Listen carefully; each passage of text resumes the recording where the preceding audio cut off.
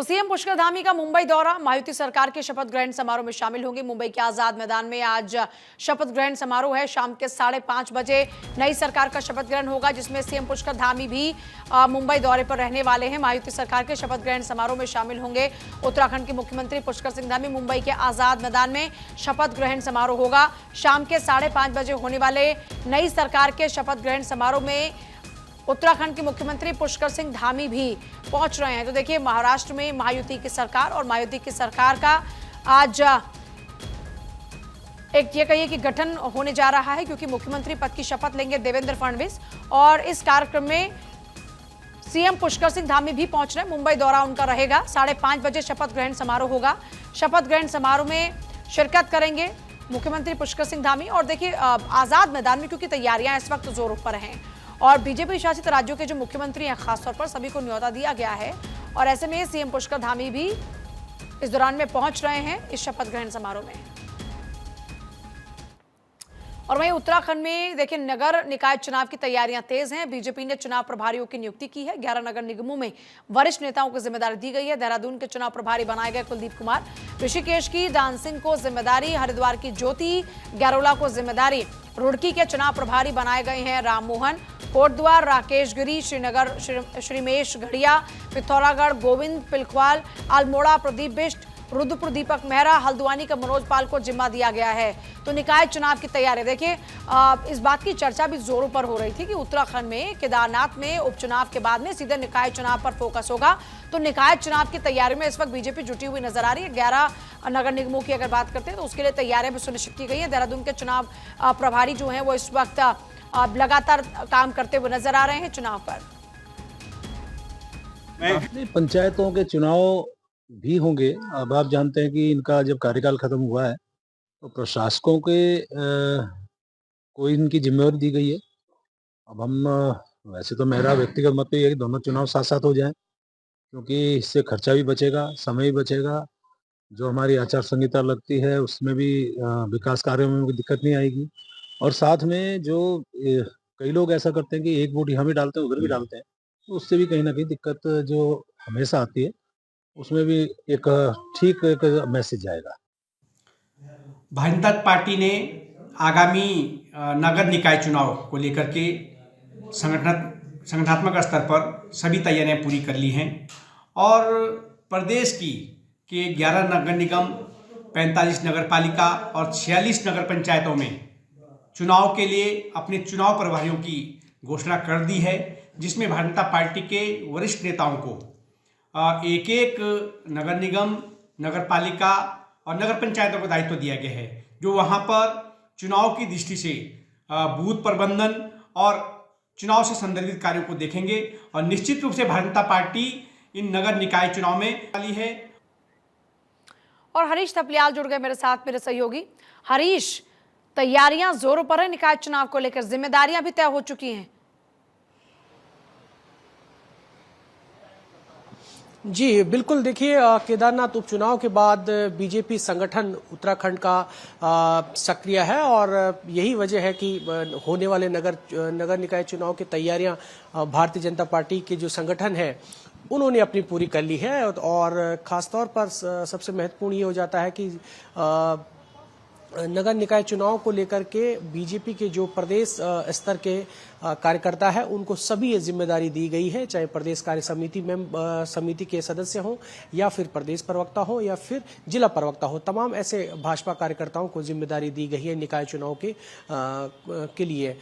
तो इस निकाय चुनाव में जो प्रभारी बनाए गए हैं, इनका मेन काम ये होगा कि जो बूथ प्रबंधन, क्योंकि जो भी यहाँ पर नगर पालिका या नगर पंचायत होते हैं खासतौर पर पहाड़ों में, तो वहाँ पर ये हो जाता है कि बेसिकली क्या होता है कि 5 गांवों के बीच में एक सेमी अर्बन इलाका हो जाता है। तो इस बीच एक व्यक्ति का नाम गांव में भी होता है और अपने जो नज़दीकी मार्केट है वहाँ पर भी हो जाता है। तो इसका भी जो है अध्ययन बीजेपी कर रही है। और इसके बाद ही अभी हमने खुद प्रेमचंद अग्रवाल शहरी विकास मंत्री जो है उनको भी सुना, तो उन्होंने बताया कि एक व्यक्ति के 2-2 जगह नाम है। तो इसका भी जो है फीडबैक तैयार किया जा रहा है कि ताकि उन्होंने कहा कि त्रिस्तरीय जो पंचायत चुनाव है, पंचायत चुनाव और निकाय चुनाव को एक साथ होना चाहिए, ये मेरा व्यक्तिगत मत है।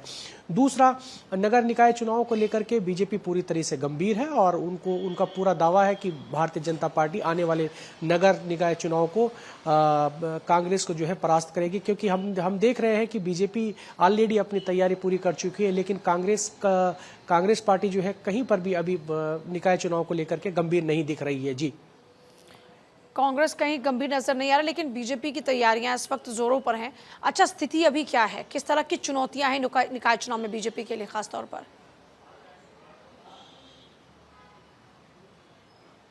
देखिए, नगर निकाय चुनाव में जो स्थानीय मुद्दे होते हैं, कहीं किसी वार्ड में पानी नहीं आ रहा है, किसी वार्ड में योजनाओं का लाभ नहीं मिल पा रहा है, कहीं सड़कें नहीं हैं, कहीं पार्किंग की व्यवस्थाएं नहीं, तो ये छोटे छोटे मुद्दे हैं।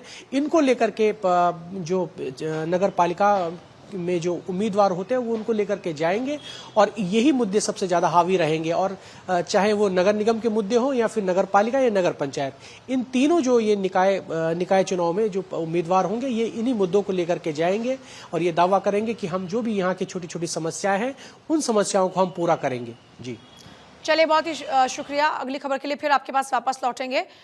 लेकिन देखिए, इस वक्त एक और बड़ी जानकारी मिल रही है। उत्तरकाशी मस्जिद विवाद से जुड़ी एक बड़ी खबर इस वक्त मिल रही है। मामले में आज हाई कोर्ट में सुनवाई होगी। मुस्लिम पक्ष ने हाई कोर्ट में याचिका दी है, मस्जिद गिराने की धमकी के खिलाफ याचिका। तो मामले में आज हाई कोर्ट में सुनवाई होगी। उत्तरकाशी मस्जिद विवाद से जुड़ी यह बड़ी खबर है। मामले में आज हाई कोर्ट में होगी सुनवाई। मुस्लिम पक्ष ने हाई कोर्ट में याचिका दी है, मस्जिद गिराने की धमकी के खिलाफ याचिका दायर की गई है। और हरीश हमारे साथ है। हरीश, इस पर भी जानकारी चाहेंगे आपसे।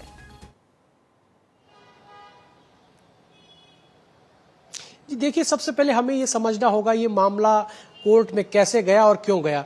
देखिए, जब 24 अक्टूबर को मस्जिद को लेकर के विवाद हुआ उत्तरकाशी में, तो इसके बाद ये मामला, क्योंकि उपद्रव वहां पर जब धरना प्रदर्शन किया गया हिंदू संगठन के द्वारा, तो उस दौरान ये देखा गया कि पत्थरबाजी पुलिसकर्मियों पर हुई। इसके बाद जो मुस्लिम पक्ष के लोग थे वो भय में थे, डर में थे, और उसके बाद जो वहाँ मुस्लिम पक्ष के एक इश्तियाक अहमद करके एक युवा है, वो कोर्ट में गए, कोर्ट की शरण में गए और कोर्ट में उन्होंने ये हलफनामा दिया कि हमारे लिए जो है सुरक्षा की जाए, हमें खतरा है, हमारे पूरे परिवार में, हमारे पूरे मुस्लिम समाज में भय का माहौल है, ये उन्होंने पूरा हलफनामा दिया।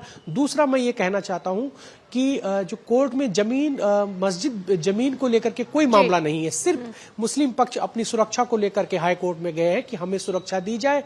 और आज जिस बात की सुनवाई होगी, क्योंकि अभी 5 दिसंबर को जो है महापंचायत का वहां पर उत्तरकाशी में आयोजन किया गया था, तो आज कोर्ट जो डीएम और एसडीएम उत्तरकाशी जिले के हैं उनसे पूछेगा कि आप लोगों ने क्या मुस्लिम समाज के लोगों को, मुस्लिम पक्ष के लोगों को सुरक्षा मुहैया कराई, नहीं कराई, क्या कुछ तुम्हारे सुरक्षा की व्यवस्था रही। तो तमाम इन क्वेश्चन के आंसर आज उत्तरकाशी के जिलाधिकारी डॉक्टर मेहरबान सिंह बिष्ट देंगे और ये बताएंगे कि इतनी पुलिस फोर्स का हमने डिप्लॉयमेंट किया था, शांति व्यवस्था तरीके से वहां पर महापंचायत रही। तो इन तमाम मुद्दों को लेकर के आज कोर्ट उनसे पूछेगा ताकि आगे कोई किसी प्रकार की कोई विवाद ना हो। जी, बहुत शुक्रिया आपका फिलहाल पूरी जानकारी के लिए। और इस वक्त एक और बड़ी खबर है। पूर्व सेना अध्यक्ष जनरल बिपिन चंद्र जोशी की है जयंती। सीएम पुष्कर सिंह धामी ने किया नमन। उत्तराखंड के वीर सपूत जनरल बिपिन चंद्र को श्रद्धांजलि दी। भारतीय सेना में आपका योगदान अविस्मरणीय है, यह सीएम धामी की ओर से उन्हें याद करते हुए कहा गया। भारतीय सेना में आपका योगदान अविस्मरणीय है और एक्स पर पोस्ट किया। देवभूमि उत्तराखंड के वीर सपूत पूर्व सेना अध्यक्ष जनरल बिपिन चंद्र की जयंती पर उनको नमन, उनको श्रद्धांजलि। भारतीय सेना और राष्ट्र की सेवा में आपका योगदान अविस्मरणीय है और मातृभूमि की रक्षा के प्रति आपकी सेवा और समर्पण भाव हमें सदैव राष्ट्र सेवा के लिए प्रेरित करता रहेगा।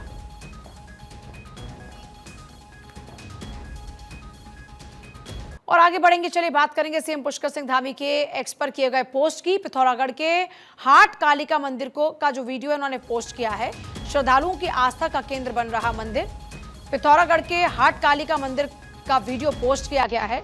श्रद्धालुओं की आस्था का केंद्र बन रहा है मंदिर।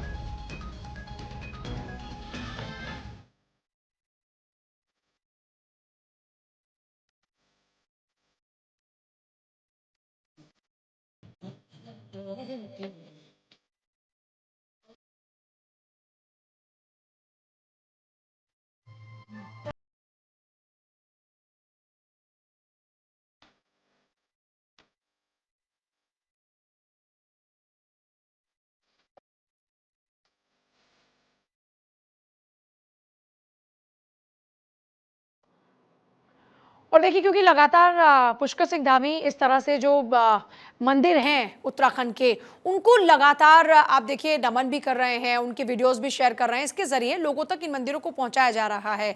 देवभूमि उत्तराखंड की पहचान लोगों तक पहुंचे, मजबूती के साथ ये प्रयास है। आगे बढ़ते बात होगी राज्यसभा सांसद महेंद्र भट्ट की मांग की।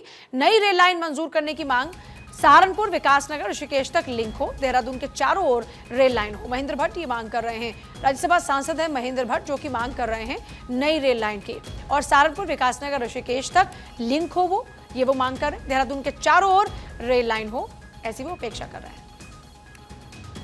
जनपद देहरादून के संपूर्ण क्षेत्र में रेलवे सुविधा न होने से जनता को हो रही परेशानी की ओर दिलाना चाहता हूं।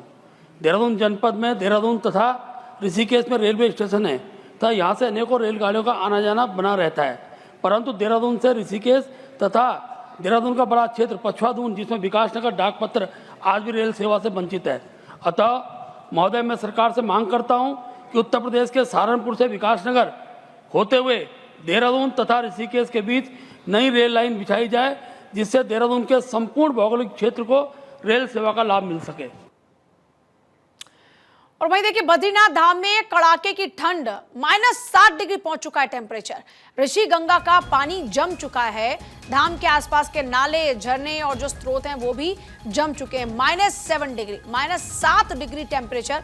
ऋषि गंगा का पानी इस -7 डिग्री टेम्परेचर पर जम चुका है, और धाम के आसपास के जो नाले, झरने हैं वो सब भी जम चुके हैं, क्योंकि तापमान में लगातार गिरावट देखने को मिल रही है और -7 डिग्री टेम्परेचर है। कड़ाके की सर्दी है इस वक्त, और इसी टेम्परेचर में नदी का पानी जम गया है, नाले भी जम चुके हैं, और जो स्रोत हैं वो भी जमे हुए नजर आ रहे हैं। धाम के आसपास के नाले, झरने और स्रोत भी जमे हुए नजर आ रहे हैं। बद्रीनाथ धाम में कड़ाके की ठंड इस वक्त देखने को मिल रही है। टेम्परेचर पहुंच चुका है -7 डिग्री।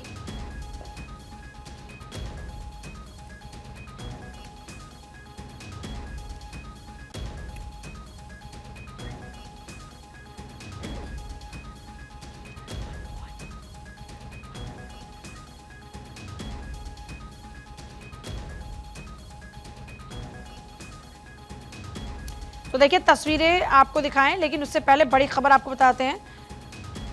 बद्रीनाथ धाम में कड़ाके की सर्दी इस वक्त देखने को मिल रही है, और बड़ी बात यह है कि -7 डिग्री इस वक्त जो टेम्परेचर है, उसमें वहाँ जो नाले हैं, नदियाँ हैं और जो स्रोत हैं वो सब जम चुका है।